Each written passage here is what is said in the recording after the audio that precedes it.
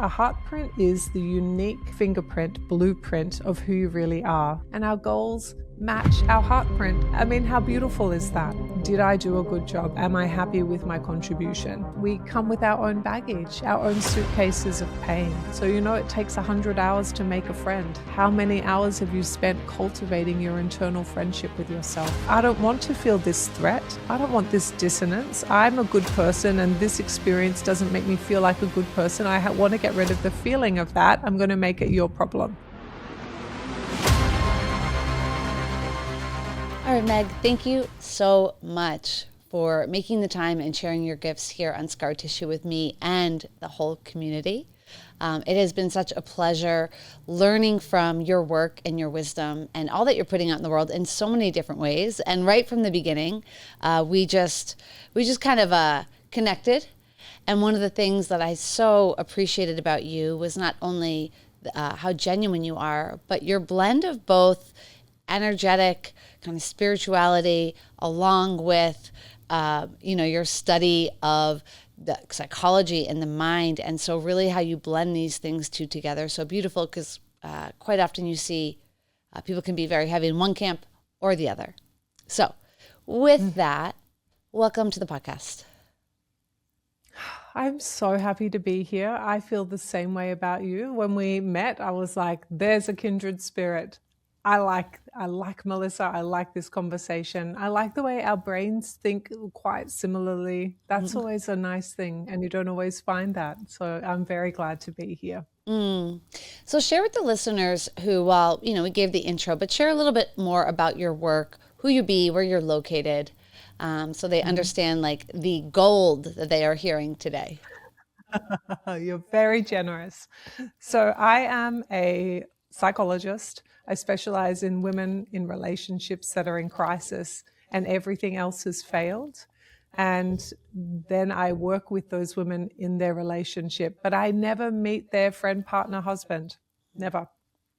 And so that's my kind of favorite thing to do from a work perspective. And that's the work I do the most of. And I also I'm a new author. I have a book called Heartprint, which is based on the premise that I use to help the leadership of women in their relationships and in their lives.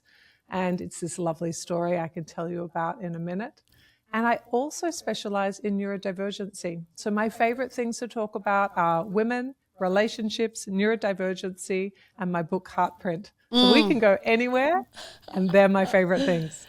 Well, congratulations. And we're going to talk about all of those. But when this comes out, we are so close right now to the ship date of your book, Heartprint. It will be out when you're listening to this podcast. So right away, let's just tell them, where can they grab their copy of the book? You can get it from Amazon.com and from Barnes & Noble. We're an ebook, we're an audiobook, and we are so excited about it. We've got the physical copy as well. So I would love for you to read it. I'd love for you to know my heroine. Her name is Ellie, and you'll love her. You'll love watching her life and all the things she's learned, because it is a lovely representation of what it's like to be a human and be struggling in this human suit that we all live in. Yeah. And I always say that. I think sometimes I have to stop and remind myself, like, I'm just figuring this out. Like, I'm just in my human outfit, like wearing some skin, trying to figure out what I'm doing down here. It's heavy. I know. It's like, yeah. Yes, I agree. Yeah. Yeah.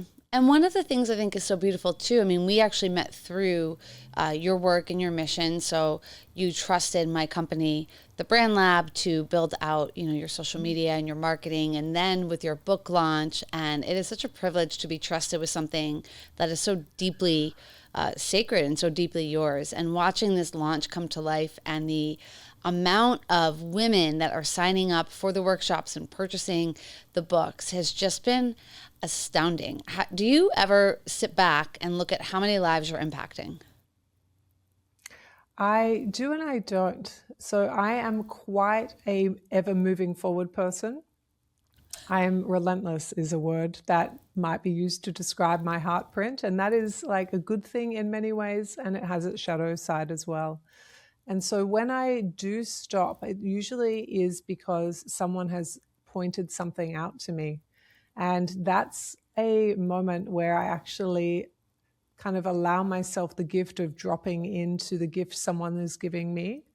So it feels like it's my heartprint to do my work and leave this contribution. So I'm very all in, and I just want to do more and more and more. And I'm a doer, right? And what you're describing is the being part, which I'm maybe less good at. And so when it does come to me, and when someone stops me at a live event or talks to me on one of my calls or sends me an email or writes me a DM or a comment, that is when I receive. And giving and receiving are two sides of the figure eight, right? And that receiving part, I got one just yesterday actually, and I was having a hard time with some other things. And I said to her, thank you so much for that gift. That energy is going to be put straight into this hard thing I'm trying to figure out, where I'm running low on energy. And I am so glad to be a part of your life. I'm so privileged to have this intimate experience of teaching or working with you. Thank you for the energy it took for you to gift that back to me. I'm going to invest that energy and in myself in a way that allows me to continue to serve. So beautiful. Yeah, you always come from a place of service. I want to get into helping the listener understand how you really define or what you consider to be a heartprint, how they can understand theirs. Obviously, there's going to be more of that in the book, but we'll get into a little bit of that. However, I want to pause for a moment because you spoke into something that reminded me of a practice I did when I first started. And I have an interesting mix here on this podcast, Meg, because I started in mindset and grief, as you know, in holistic health. My first iteration of the podcast was called Grief, Guts, and Green Smoothies. And so it was very different. And so it had that mostly women who are really listening around improving their health, their mindset, healing their hearts. And then as I moved into entrepreneurial journey, as you know, so much of our stories, it then shapes our entrepreneurial journey. But it was very challenging. I didn't really set out to build what I built, and I think that can be common. But I was so insecure. I deleted my first few posts on social media. I would put it up and then take it down. That was too much. And I would envision like this person's sister's cousin's friend is talking about it, you know, just these wild stories. But what I started, and if this helps any listener who can relate, was a hype folder. And so anytime I would get a DM or a text or something, someone saying, hey, this helped me in my life, particularly when I was talking around grief, which was so vulnerable and so uncomfortable, I just put it in this little folder. And then on those days where I didn't want to talk about it, I didn't want to record the pod, I didn't want to do it, I'd pull that out and be like, okay, this is making a difference. And so I'm glad that you were able to pause in that with the gift you got from somebody reaching out yesterday. And maybe anyone listening, maybe this is your cue to make a hype folder. Maybe it's your cue to tell somebody the impact they've made in your life on social media or in a text, because we're so quick to take time to complain, and we're less frequent about giving the gift of reflecting back what somebody's provided us. So a little detour there. I do a lot of detours. However, your book, Heartprint, when I heard you speak about it, it was like, I've never heard it articulated that way. Can you explain the concept of heartprint and how somebody can begin to figure out what their heartprint might be? I'd love to. So we start with the fact that we're all humans, and you and I open this podcast by recognizing that we're in a meat suit. We are in a suit made of meat, and we are down on this planet, and we are trying to figure it out, and we're growing and evolving. So we start with the idea that we are humans. Now, the next idea that I need to connect us to is something I call our wise woman or our good man. And it is the idea that within all of us, there is inner wisdom. And when we build the relationship with our human self towards our wise woman, we can access the inner wisdom that guides us. Like, I'm not sure we should go that direction, or I feel like you did a really good job here, or that sounds really hard. It sounds like you're having a really hard day. Let me give you a hug. Like that inner wisdom that lives in us, all of us have. And most of us have varying levels of access. So all of you will be all like, I know what that is. I don't see her very often. Or I know what that is. I see her most days. Or I know what that is. I see her every day. That's really cool. So it is this inner wisdom. Now, in order for you to be able to translate your heart print, we need you to be connected to your wise woman because she is the conduit. So when we're thinking about a heartprint is the unique fingerprint, blueprint of who you really are. So if we imagine that you're a seed and you are going to grow into a full expression of self, no two seeds are alike. So if we make you and me identical triplets, okay? So there's three of us now, a mythical I was third. like, who's the And we're third? I know, it's mythical. So we are identical triplets, my love. And in that triplet experience, we share the same DNA because we're identical. We are growing up in the same home, we're going to the same schools, and we have access to the same culture and the same context. And all three of us are going to be incredibly, entirely different. And we will have similarities, as all the humans do, and our seed will bloom into different plants or bushes or flowers or whatever metaphor serves you best than the other one, even though we share so much that is the same.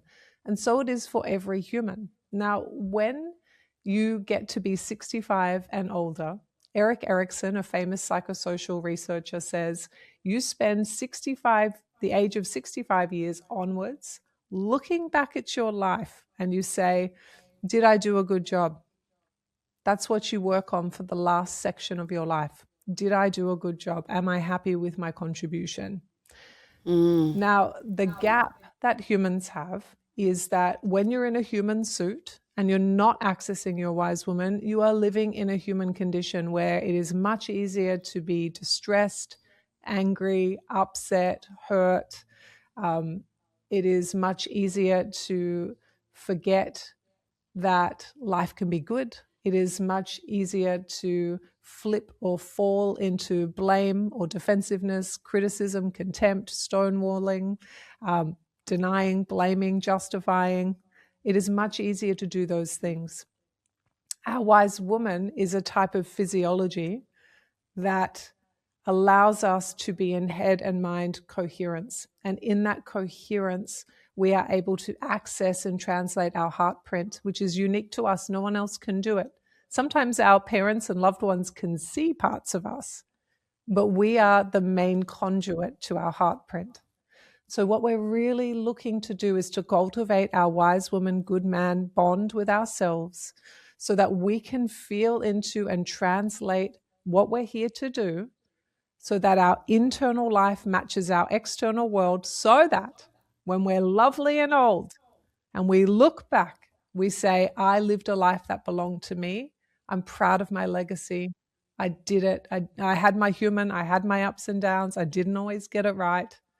And I lived as congruently as I could. That's the best that I got. That's my life. I can resolve that I did good. And that's why Heartprint is so important, because all of us deserve to live a life that matches us authentically. And all of us can take action immediately to live like that. And when we do, we just feel better. That congruence allows us to have access to contentment, to satisfaction, to knowing what the next right thing is, and to be able to take steps towards our goals. And our goals match our Heartprint. I mean, how beautiful is that? That is so beautiful. I mean, number of things I was pulling out from there as you were speaking. One is that Heartprint is that soul's purpose. Almost, I'm hearing like your goals, your legacy, what it is that you are authentically and uniquely designed to do while you're here and looking back. And I just want to pause. I've worked with people around the idea of regret quite often, as I'm sure you have. Oftentimes, if somebody's hearing this and they're thinking, well, I don't know, or I'm not there yet, or I have regrets. Like, I love how you said you can change it in any moment, in any one decision. Because if you stay in that rearview mirror and that looking back and that any of that, like, well, I didn't do this the way I wanted to, like, no, it's a new moment, right? It's a new day. and you just continue building direction. So I appreciated how you pointed out that it doesn't matter where you are on this path, right, of humanness. At any moment you can just start to reconnect to that. And I want to ask you how you might start to do that. But this is something that came up for me. I was laughing and I was like, well, I'm 42 years old. In some ways you feel like you have so much time left. In some ways you feel like the time is, evaporating. And other times I look back and I see, 20 somethings like crushing it and doing these things. And I'm like, I was not doing that when I was in my 20s, right? And like, I think you just gotta laugh and just like trust it is your own heartprint, it is your own journey. And then I also get excited when I think about like 0 to 20, none of us know what we're doing. Like we're just doing exactly what we're told to do for the most part, right? And then for me, 20 to 40 was like, I was knocked down, smashed, you know what I mean? And I was like the rebuilding and I'm like, oh, now I got like 40 to 60 to go figure out, because you said 60 to 65. And I'm like, all right, so now I'm in that. What am I doing? What's my contribution? What's my legacy? That's so interesting to kind of break it down that way. So if somebody doesn't feel like they're clear on their heartprint, how would you suggest, where would they start? I think we start with something really simple. We start with, do you have access to your wise woman or your good man? And in that question lies a whole lot of complicated pieces of the puzzle that is also quite simple, as all complicated things can be. So when I say, are you able to access your wise woman? What I'm really asking you is not 100% of the time, because we do not do perfectionism here, because that is not real. We are looking for 80%. Just fair warning, friends. How often are you able to access that heart, mind, spirit coherence where you're downregulated? You could still be in flow and flying, but your physiology is stable and you are able to be in a space of what some might call flow. And you're able to connect with self and attune. What do I need? Where am I? What does this mean to me? What is my next right thing? How do I feel about it? What's important to me here? What's my outcome? That is what it looks like in your wise woman, and you're in conversation with that wise part of yourself. And you're able to see your thinking and your feelings, and those parts of you are not dominating, because those dominant parts are more of your human self. And our human self is so flawed, and there's almost no way to get around it. We're not trying to not be a flawed human, because the reality is there's no such thing of a perfect human. We are this incredible mix of strengths and development areas, and we're ever evolving and ever moving and ever in new contexts that require us to keep growing. And so really what we're circling is, do I have access to my inner wisdom? Can I relate to and connect with my inner wise woman? And can the two of us create a life that really matches us? That is our first main step, because she is the one that accesses and translates the blueprint and says, maybe we'll go this way. It feels like what's important to you is that we have this outcome. What's our first right step towards that? That's beautiful. And I love that it's just broken down, because it can be very overwhelming of like, well, what's my life purpose? What am I supposed to do? Like, I think about that all the time. And like, am I fulfilling Layden's legacy? What am I supposed to do? What are the lessons I'm supposed to learn? It's like, okay, what is the next thing? Right? What is the next thing? So thank you for speaking into that.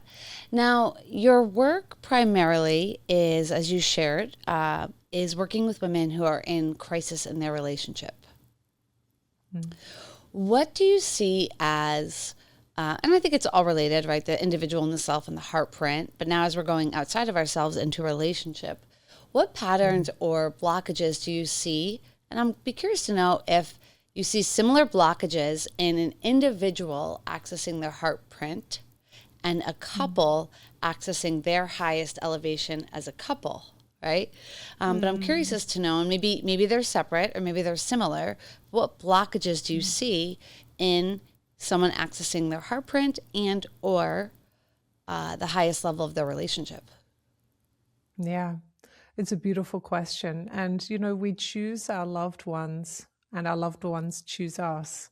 mainly because we're meant to grow together. We're meant to evolve together. And sometimes that relationship lasts a reason, a season, or a lifetime. We never quite know. And however long it lasts doesn't make it any less or more valuable. Does that make sense? So 100%. when I'm thinking about, yeah, when I'm thinking about a relationship, I'm thinking about three circles. And let's make it you and me, Melissa. So there's me, and then there's you, and then we have a shared circle that we're in charge of together. That's our relationship. And I am 100% responsible for my 50% contribution to our relationship. And you are 100% responsible for your 50% contribution to our relationship. And then those other circles that belong just to me and just to you, that's my life's work. That's my heartprint. That's my wise woman. That's my essence. That's my job. And sometimes I might ask you to help me by meeting you in the middle of our circle. Does that make sense? Mm-hmm. And sometimes you might ask me to help you by coming to the middle of our circle. What I find the most tricky for us as humans is we are flawed. And so we come into any relationship, except maybe if we're a baby, right? Babies come in pretty fresh and Yeah. clean and pure. They haven't had access to the world just yet. That's why we are like, oh my gosh, it's so easy to love Innocent. a baby, Yeah. right? The human experience, though, doesn't allow for that to last. We get hurt, we have pain, we go through confusion, and we have questions then that we need to answer for ourselves, like a quest. And that is a bit of a part of our blueprint and why we're here. So, our heartprint. And also, we're feeling into our heartprint to see where we want to grow to. And in the setting of the goal of growing into that person, we must become a version of ourselves that can access that, which means we're going to start growing through things that are challenging. Mm-hmm. So, we take that human container, that's my circle and your circle, and you're growing and asking your own questions and healing your own pain. And I'm asking my questions and healing my pain, and both of us are inherently flawed. Mm-hmm. And then we want to build a life together where we get to learn how to receive influence from each other, learn how to trust each other, learn how to stay by each other when life is tough, learn all of those things. And we come with our own baggage, our own suitcases of pain. And so it is just a very tricky thing to be a human in a relationship. And is it possible to have a successful one? Sure. And ultimately, in order to be successful, you're going to have a lot of unsuccess, a lot of distress, a lot of questions you can't answer, a lot of things that go wrong, a lot of bumps in the rug, a lot of stones in the shoe, because we come from these two circles. I am imperfect, you are imperfect, and we are trying to make a life together. And there's going to be things that I mess up and you mess up, and then I blame you for messing up. And then you're like, hey, lady, remember that thing that you messed up? And it's just like very easy to be in that human space of getting stuck in those downward spirals, in those very real pain points. And that is part of our journey of life, that we're able to figure that out and have some resolution in terms of growing into someone that can live a life with mastery in relationship with self and mastery in relationship with some others, maybe not all the others. That's probably too perfectionistic. Right. Yes, I love how you keep reinforcing the humanness, and we have flaws, and that's okay. We hear flaws and we think bad, right? Good or bad. I remember for myself, eliminating the words good or bad was a huge part of my own kind of development journey. Like, it doesn't have to be good or bad. It doesn't have to be right or wrong, and of course there are going to be places in which that may fit, but we can be so quick that grief, for example, for me, this was a part of it. Grief was bad because it was pain and it was uncomfortable, and you're sad and you're not supposed to be sad and you're not supposed to be uncomfortable. And then I realized, like, well, this actually isn't bad. It doesn't have to be bad. It can be uncomfortable. It can be unpleasant. It could be not my first choice of my experience right now, but I don't need to make it bad. I don't need to make it wrong. I just have to let it be and feel it and work with it. And I think we're so quick to make wrong imperfection. We're so quick to make wrong discomfort, uncomfortable feelings, unpleasant feelings. And like, truthfully, it's all part of the experience. And we wouldn't experience joy on such a high level if we didn't experience pain or discomfort in the other way. I mean, I believe that I experienced more joy than I probably ever knew possible, even though I was a happy person, because of my willingness to go to the depths of my pain and like just be in that. And then you have so much more gratitude for the joy on the other side. And you're like, this is great. You know, like, this is so good. Life is wonderful. And I just want to encourage anybody listening, because, you know, whether it's in your business, whether it's in your relationship, whether it's in your personal life, taking the pressure off of it being good or bad, right or wrong, and allowing yourself to just be in the experience of what it is. To your point, maybe in that relationship, it's those bumps. They're just going to be there. And instead of making it wrong, can we just lean into it, learn from it, and grow from it? You know? I could not agree more. And what you're describing, that human experience of dichotomy, right? Right or wrong, in or out, left or right, Yeah. yes or no. That type of thinking is a second tier of thinking. It's called concrete thinking. And the type of thinking that you're describing, where you're like, let's not put it in categories, let's let it breathe, let's let it be more complicated and nuanced, that's called abstract reasoning. And the thing about concrete thinking is, when we're under pressure in the human experience, when things hurt us, when we do not understand, so we're in confusion and pain, when we are carrying those suitcases of pain, abstract reasoning is almost impossible to do until you've processed that pain and confusion. So that pain needs to be alchemized, where you're taking the depth of what it is you're carrying and transmuting it so that it's processed, it's organized, it's meaningful, and it allows you to have some post-traumatic growth. That's when it's much easier to be able to say, oh, I'm in pain today. I know what to do with it. I know how to organize that within myself. I have a framework for it.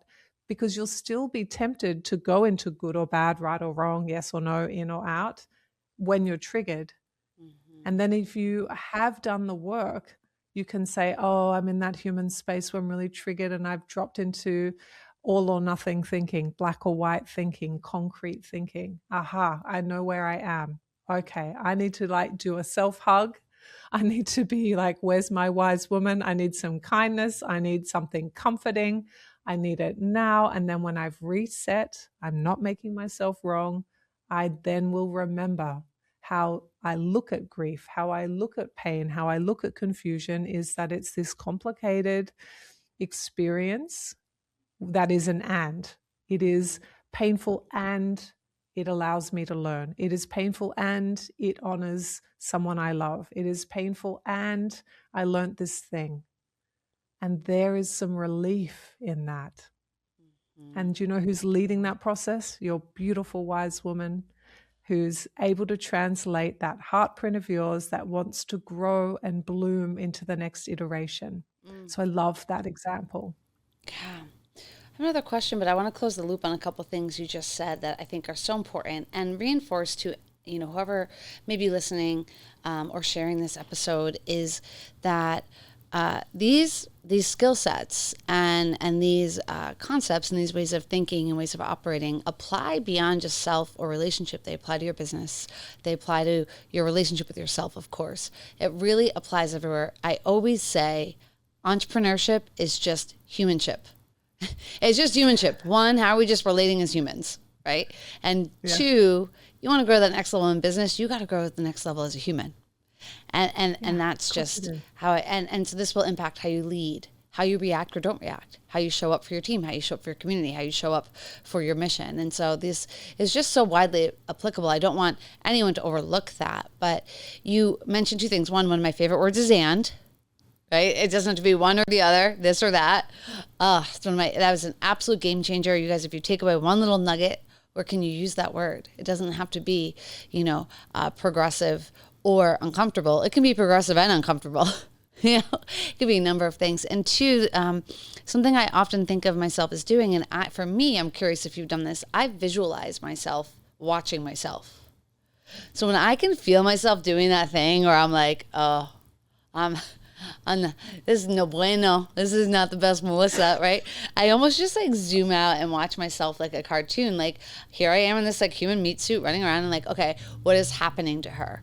Okay, she's hurt, or she feels insecure, or she's scared, right? Or she's feeling this from the past and now she's doing this. And like I almost watch it as if it's like I don't know, a TV show or cartoon or something. And that allows me to process it in a way where I don't get so lost in it. Now, I can't get there right away. Oftentimes for me, it's writing or journaling as if I'm watching myself. But I don't know if there's actually a technique around that. But for me, I just always talk about witnessing. Oh, I love witnessing as a word. And I would add to that what you're describing is the 10,000-foot view. So you've got to tangle in the human form, right? If you want to partner with your wise woman, we go up 10,000 feet and we look down and we say, oh, that looks a bit tricky. That looks confusing. No wonder you're feeling very human right now. Anyone in that context for the first or second or 12th time that hasn't resolved it would be feeling that distress. Got it. Okay. So that 10,000-foot view is so helpful because it's changing your perspective. In the human experience, we look at things, and when it's hard, it is like very present and very close, and it is life and death. And that is just our brain trying to keep us safe. And so what do? Well, we say, I don't want to feel this threat. I don't want this dissonance. I'm a good person, and this experience doesn't make me feel like a good person. I want to get rid of the feeling of that. I'm going to make it your problem. So, Melissa, you did this to me. If it wasn't for you, I wouldn't feel like this. Or I'll give it to myself. Meg, if you weren't so ... you wouldn't be in this ... and look at you, you're doing it again ... And neither of those approaches actually resolve anything. They're both what we would call an away move. A toward move is to do the 10,000-foot view and meet yourself with witnessing and validation and say, oh, honey, this is a hard moment.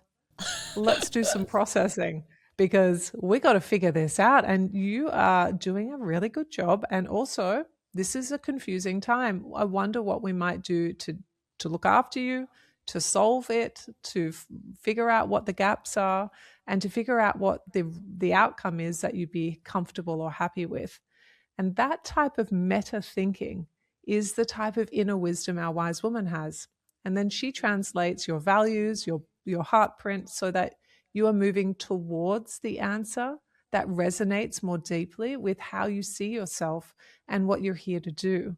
So that's what we call a towards move. You're able to move towards the life and outcome you actually want instead of away from by coping with the distress of the immediate human situation. I love that. Just the towards or the away.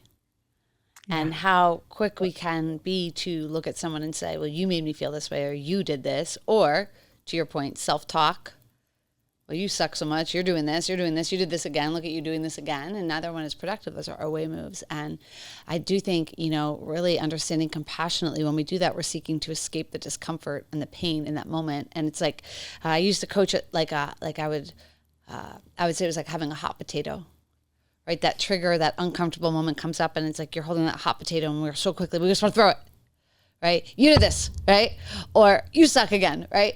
Or whatever it may be. And it's like, can we actually like just sit there and just like, oh, this is so uncomfortable. I don't like it, but I'm going to like sit here and let it cool off. And one of the things that I did, if this helps a listener, and I'm sure you coach on and practice similar things with the people you support, was just the power of the pause. I always would tell myself, you never regret waiting to respond, Melissa. You never regret waiting to cool off. You never regret this. And that was something in really learning to train myself to pause, because so often when we don't do that pause and that zoom out and that witnessing, we actually create more damage than the actual storm itself. And now we go into damage control and then storm cleanup. Instead of just storm cleanup, now we're also in damage control from the mess that we then created afterwards because we didn't zoom out. And so what powerful way to simplify it into the away or the towards. Yeah. And the bit that you just brought in is the other piece of this puzzle, which is the choice point. So all of us will get to a moment where we have a choice point. Am I responding in my wise woman or my good man? Or am I responding in my human? And we have a choice before we do the thing. And so what you're saying is slow it down. And I would Yeah. agree, slow it down. That, Yeah. though, we don't want to try and make you wrong if you can only do that 80% of the time, because 80% 100%. is good enough. You're allowed to be a human.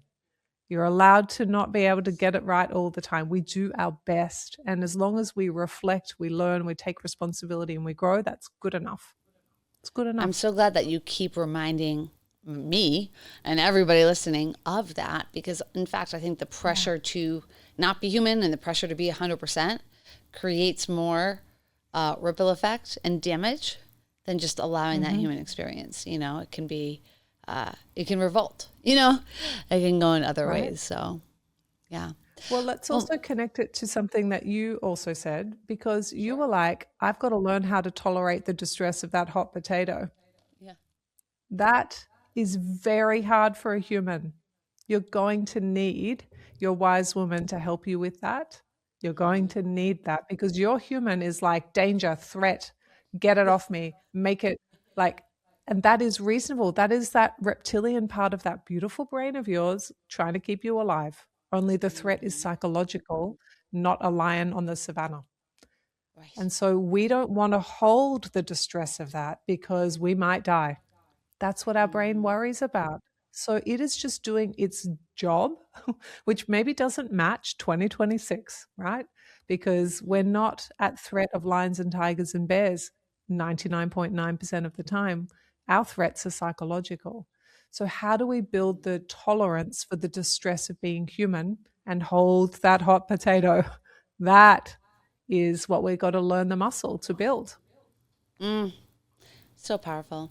Meg, I know we're almost, at our time here, and I want to let everyone know where they can find you. I feel like we could go on for part 2 and 3 and 4 and 5. But before we let the listener know where they can find you, where they can get the book, just in all of your work, what's one thing that you wish more people were able to access or maybe understand, or you want to share with people that might prevent them from being in that crisis situation in relationships, right? Oftentimes when the women come to you, they're in crisis mode already. What's something that you think, just one thing, whatever feels the most, alive or present for you right now, will trust, that you wish that more people could implement or integrate that might prevent that crisis moment? I wish for all the humans to build this relationship with their good man, their wise woman. I wish for them to be known and understood and not alone and cared for by an internal voice that is kind and trustworthy. Because when we go within and we're met with kindness and leadership and a metaphorical arm around ourselves, it is much easier to cope with the human suits that we're in.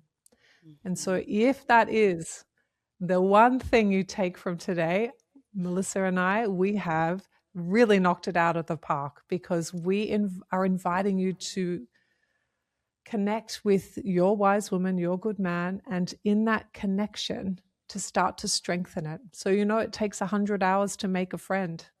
How many hours have you spent cultivating your internal friendship with yourself? Probably not 100. I And love that's that. I the didn't know invitation. that. 100 hours to Yeah. make a friend. I love that. Like a Well, what a good great little friend, takeaway. A good friend. Yeah. Yes, Like of a good course. friend. And we want a good Yeah. friend. Yeah. Yeah. Yeah. Yeah. Not like the people I board a plane were like best friends after, Never see them again. All right, Meg. Thank you so much. I don't think you just knocked it out of the park. I think you hit a grand slam.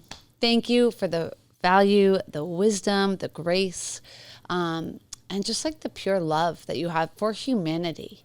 And for Yeah. really the sacredness of humanity and our human experiences. So remind the listeners where they can find you and where they can find your book. We will link everything in the show notes, but if they're watching or listening, they get to hear your voice in sharing that.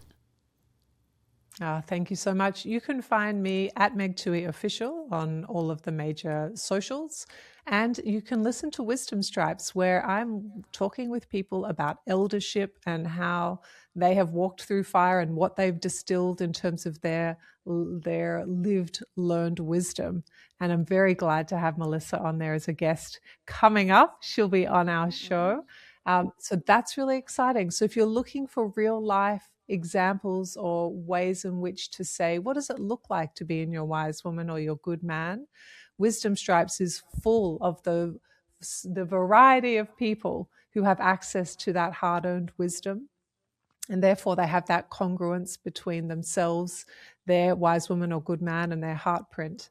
And that is sometimes really nice because you can see what it looks like in someone else and then test that for yourself. Because remember, it's going to take time to build this, and that is really normal. So you can find me on Wisdom Stripes, and you can find me at Meg Tuohey Official everywhere else. And I have had the best time. Thank you for having me today, Melissa. Thank you so much, Meg. We appreciate it. Everyone, check out. We'll link everything below. Go find it. Grab yourself a copy of the book. And Meg, thank you so much. We'll see you soon. We'll see you later, alligator.